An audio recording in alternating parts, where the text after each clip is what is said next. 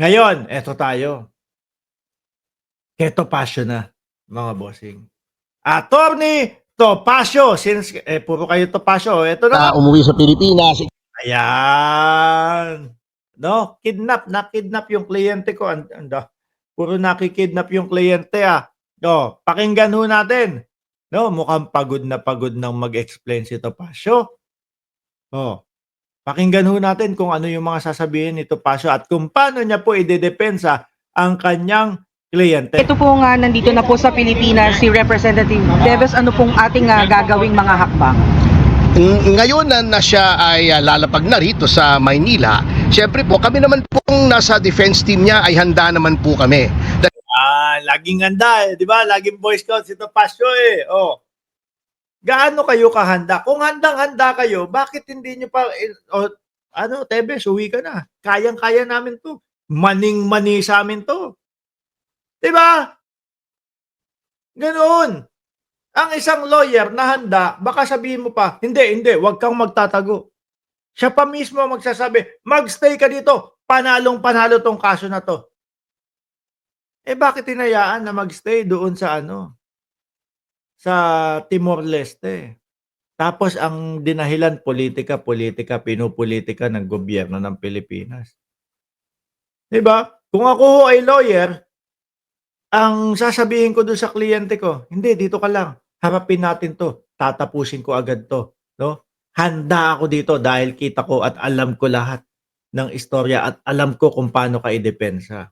Siya ay depensahan sapagkat bagamat noon po 2 taon na siya ay nasa Dili sa Timor-Leste, hindi naman po kami nagpapahinga rito sapagkat katulad nga ng sinasabi ko sa iba, a seasoned lawyer, ako naman ay tumanda na sa law practice, we always prepare for any contingency. So habang nandun siya, inisip na rin namin na baka noong mga panahon na hindi pa namin malaman kung anong kahihinatnan noong request for extradition, naghahanda naman po kami, hindi po kami tumitigil dito ng pag... Ganun naman pala, hindi naman tumitigil. Sabi ni Mary Jane Tayag, ano yan? Lahat ng mga kriminal na nahuli ng gobyerno, kidnap na pala ngayon ang tawag. Uso ho yun sa DDS, di ba, Tinabi? Sabi ni Mityan Gamboa, kidnap mismo Timor-Leste ang nag-aresto dyan. Sinusuka na nga. Sabi, hindi na pwedeng mag-stay sa amin. No? Si Tebes. Walang kumpletong papeles para mag-stay sa amin si Tebes. Tuloy. Handa sa kanyang mga depensa. Lalong-lalo na po ngayon na halos lahat po o pwede nating sabihin lahat na ng mga testimonya laban sa kanya ay binawi na ng mga gumawa ng mga testimonyang yun. Lahat ba yun nga yung misis ni Degamo may sinasabi na 2 daw doon sa sa pumutok kay Degamo ang itinuturo yung kliyente mo. Yun ang didepensahan nyo ngayon. Di ba? Yan ang didepensahan mo ngayon, Topacio. At sinasabing sila ay tinakot, sinaktan, binigyan ng mga abogado na hindi naman nila gusto, matibay naman po ang aming depensa kung siya po ay haharap na sa hukuman.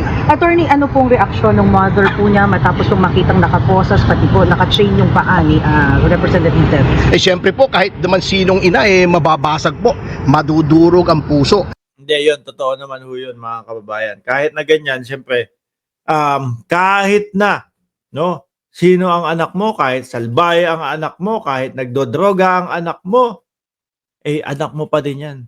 Pagka nakita mo na nasasadlak sa gusot yung anak mo, naku unang-una kang nasasaktan ho, mga kababayan, bilang isang magulang. Ako lagi kong pinapayo doon sa anak ko, kahit maliit pa ho yun, 3 taong gulang, sinasabihan ko, huwag kang gagawa ng alam ko, hindi ganun naiintindihan dahil bata pa, pero alam ko, tumatatak sa isip niya yon. Yun ho ang kinatatakutan ng mga magulang, mga bossing. Ang mapariwara po ang buhay ng kanilang anak. At yun nga po ang kanyang hinaing, bakit daw ginaganon ang kanyang anak, samantalang sa ilalim naman ng ating saligang batas ay... Ba't ginaganon? Tinakasan nyo kasi. Tagal-tagal nyo nagtago, alam nyo wanted kayo, alam nyo mayroong kailangang harapin, tapos ngayon nung nahuli na, tapos sasabihin, bakit ganun? Bakit ginagano naman? presumed innocent na parang hinihiya, pinapakita na nakakahiya. Hindi lang posas kasi. Kanina manakils pati paa. Na Baka kasama yun. No? Kasama sa protocol ng Timor-Leste yun. Pag-akyat na naman ng eroplano, di ba? O, kamay na lang. Ikaw naman, sir. O, masyado mong pinapaawa na eh. Kanina, nung pinakita natin yung video ni Tebes, parang hindi pwedeng hindi po pwedeng madampian ng posas yung kamay. Aray. Parang namimilipit na eh. Oh, para naman tatakas yung kanyang anak. hindi tatakas, pero protocol 'yun. Mababalikan na naman sila ng taong bayan. Sasabihin, pag si Tebes ang inaresto, walang posas-posas, lakad na maayos. Pag yung mga mahihirap, nakaposas, kulong agad. 'Di ba, Master Chief, dapat gayahin ng Pilipinas yung ginagawa ng Timor-Leste sa mga inaaresto. Tuloy. Talaga namang may presumption of innocence. Ito po ay kasama po sa pattern of harassment and persecution na sinasagawa po ng kasalukuyang administrasyon. Yan na naman. Yung posas lang mga kababayan, na hindi naman po bago sa ating mga Pilipino na kapag kami inaaresto, na inirereklamo at may kaso, pinoposasan mga bossing. Ngayon, para kay Topacio, mga kababayan, isa po ang pagposas sa harassment ng gobyerno ng Pilipinas.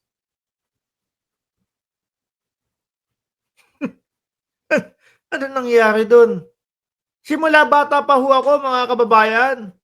Di ba pambansang nanay, survivor, wala din tsinela si Tebes. Kawawa naman. Di ba? Simula bata pa lang ako, mga kababayan, lahat ng nakikita ko na inaaresto, binabasahan ng Miranda rights, pinoposasan. O dito kay Tebes, ang gustong pagmukain na yung pagposas kay Tebes ay isa din pong harassment ng gobyerno ng Pilipinas. Ano nangyari? Ano nangyari doon, Topacio? Parang bigla na hindi na normal doon sa mga inaaresto yung pagposas. Pero kawawa naman yung kliyente mo. Laban sa mga Samantalang nung 'di ba, parang nangaasar pa kayo sa gobyerno? Samantalang nung mga panahon, na hindi pumabor sa gobyerno ng Pilipinas yung desisyon ng korte ng Timor-Leste. Parang nangaasar pa sila eh. Ngayon, parang kawawa naman. Tebes at hindi lang sa mga Tebes, sa ilan sa kanilang mga kalaban sa politika katulad ni Attorney Harry Roque. Ayan na, nasama na. Next talaga yan si Roque. Maniwala ka, Tebes. At alam ng mamamayang Pilipino kung ano ang dahilan kung bakit tumakas o tumakbo o pugante ngayon si Roque. Alam ang katotohanan ng mga Pilipino. Hindi uubra sa amin, mga nagsasaliksik, mga nagche-check kung ano talaga ang katotohanan, humahanap ng ebidensya na si Roque kaya tumakbo. Hindi maipaliwanag yung napakalaking pera na nandoon sa bank account niya.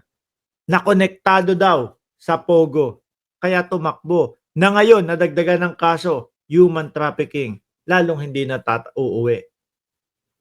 Alam namin yun. Hindi dahil sa politika yun. Dahil sa Pogo. Kaya yan huhulihin o aarestohin. O kikidnapin din pa uwi ng Pilipinas. Langya talaga. Ibang klase ang mga DDS. No? Kinidnap pa uwing Pilipinas. Breaking news! Roque, kinidnap pa uwing Pilipinas. First time na nakarinig tayo, kinidnap pero pa uwi. Hindi ho palayo ng bahay. Hindi ho patago, pa uwi. Tuloy! Marami po Si Pangulong Duterte ka po mismo may ginawa rin yun Mukhang may ginawa yun, di ba? 2017 pa yung kaso noon sa ICC. tuwan-tuwa itong administrasyon na to na sila ay nangingidnap. Ibang klase talaga to. Ay, ano ba ngayon? 2025. Dapat ang ano ngayon, ang word of the year, kidnap, no? Hashtag kidnap. Oh, lahat ng naaaresto ay kidnap ang tawag nila, mga bossing. Ibang klase. DDS! DDS! Oh, lahat na kidnap. Anak ng tinapa. Diyos ko po. Si Buloyski, sinabi din ba nila kinidnap si Buloyski? Buti hindi, ano? No, palabas naman ng mga DDS do, sumuko si Buloyski.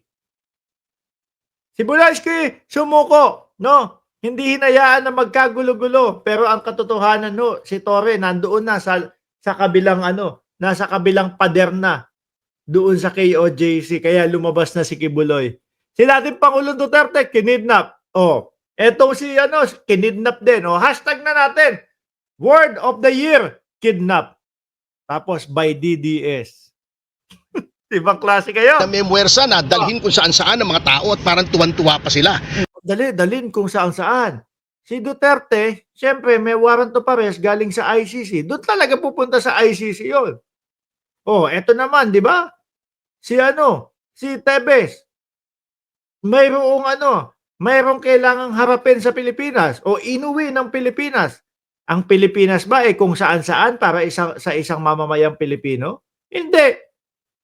'Di ba? Bansa natin 'yan Oh, 'yan ang uuwian natin. Kaya paano kinidnap pauwi ng Pilipinas?